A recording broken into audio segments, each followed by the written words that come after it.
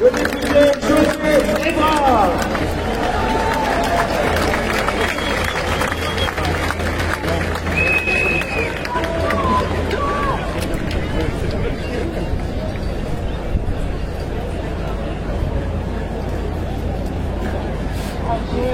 Française, femmes et hommes libres, citoyens, citoyennes. L'abstention aux dernières élections régionales et départementales exprimait bien autre chose qu'un grand silence. Quelque chose de bien plus profond que de vraies différences de l'électorat. Le cœur d'abstention polarisée, d'inquiétude, de colère. C'est cet enseignement qu'il faut tirer de ces élections. Là se trouve le fond de la véritable signification politique. Cette forme d'opposition politique peut se traduire comme un ultime avertissement à la Macronie et à son gouvernement. C'est une réponse directe au pouvoir, au travers de l'élève des urnes et le rejet peut-être de souveraineté. Cela de la Macronie a été largement sanctionné par l'exemple des ministres, notamment de celui du Travail, Laurent Pécresse-Guigny. Voilà, c'est fait. La mauvaise gestion du pays et plus particulièrement la crise sanitaire. Apparu aux yeux de nombreux Français de tremplin aux élections présidentielles. Le pouvoir a tiré la leçon politique de l'abstention record de juin dernier et procède à l'enfumage de l'opinion publique pour masquer les causes réelles de sa politique économique et sociale. Face à la crise sanitaire, la psychose de la peur est utilisée pour museler le peuple français et détruire ses forces de résistance. Tout est mis en œuvre par les médias serviteurs télé du système en diffusant et en livrant des informations anxiogènes afin de faire admettre les mesures de restriction de liberté prises par Macron et son plan. Et si nous ne voulons pas être enfermés dans une prison sanitaire, il n'y a pas d'un côté les bons Français et de l'autre les mauvais. Nous avons la manifestation dans l'unité de tous pour l'exercice de ces droits et le refus de la dictature sanitaire. Nous refusons la soumission au nom de la sécurité sanitaire. Nous ne voulons pas perdre notre liberté, car il n'y a rien de supérieur à la liberté.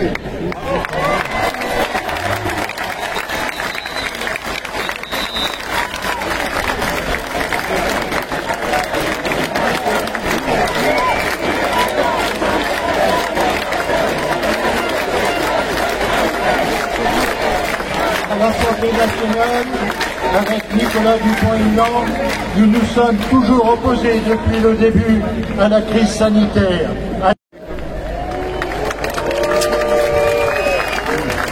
Et aujourd'hui, donné en tant que membre institué de société étudiante, j'aimerais dire quelques mots sur la rentrée universitaire et sur la jeunesse de France. D'abord, nous n'en pouvons plus de ce travail de sac de la part de la ministre Vidal et du gouvernement.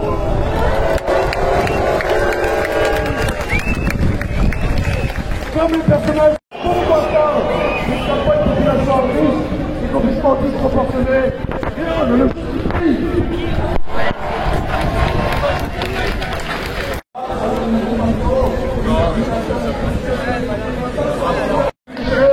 Aucune campagne de vaccination, l'inauguration de tests à l'éducation.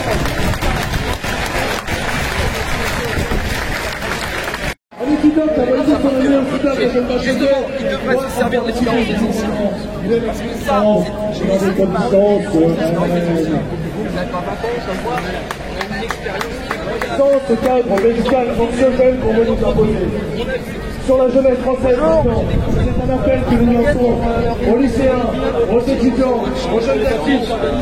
Si cette situation dramatique s'est réalisée, c'est en partie parce que la population est concentrée, parce qu'elle n'avait pas leur critique, n'en pas de compte, ne s'intéressait pas aux affaires de la cité. Toute jeunesse malmenée au nom de l'épidémie. La France vous appelle, elle a besoin de chacun d'entre vous.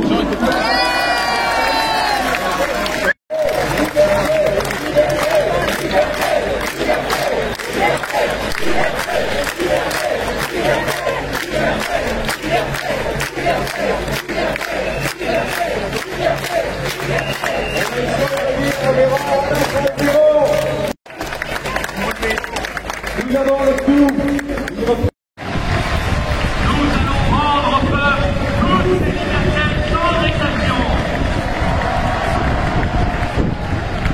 Regardez la Suisse qui va voter par référendum sur la loi de Covid et le passeport sanitaire. Et regardez, mes chers amis, l'intérêt d'être un peuple libre, l'intérêt d'être un peuple souverain, non pas prisonnier de cette oligarchie que représente l'Union européenne. Le pass sanitaire nous est vendu par les multinationales des grands laboratoires comme le chemin vers la liberté. Un pas vers la liberté. Non, c'est sympa. Dépression,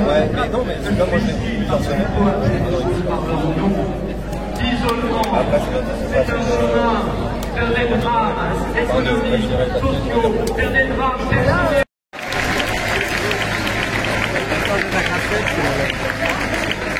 Députés, sénateurs, s'il vous reste un tout petit peu de conscience, s'il vous reste un qui est une souillure sur notre drapeau national, regarde et que le monde ne comprendrait pas que le pays de la liberté tourne si violemment le dos à la liberté des hommes et des femmes et qu'il impose la tyrannie.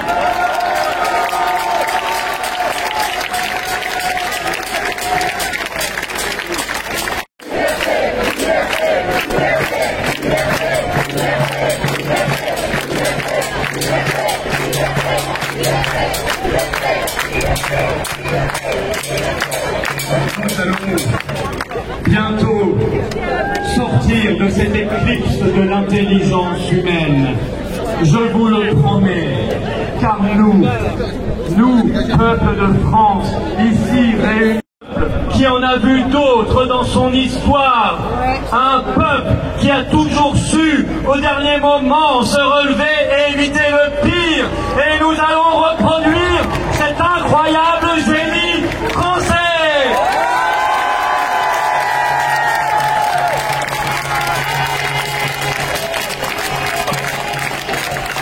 Soyons dignes. Ces mots de liberté et de résistance, elles se disent que les Français viennent grossir l'immense armée des amoureux de notre patrie, des amoureux de la dignité, de la souveraineté du peuple et de la liberté, sans être jamais plus de vie.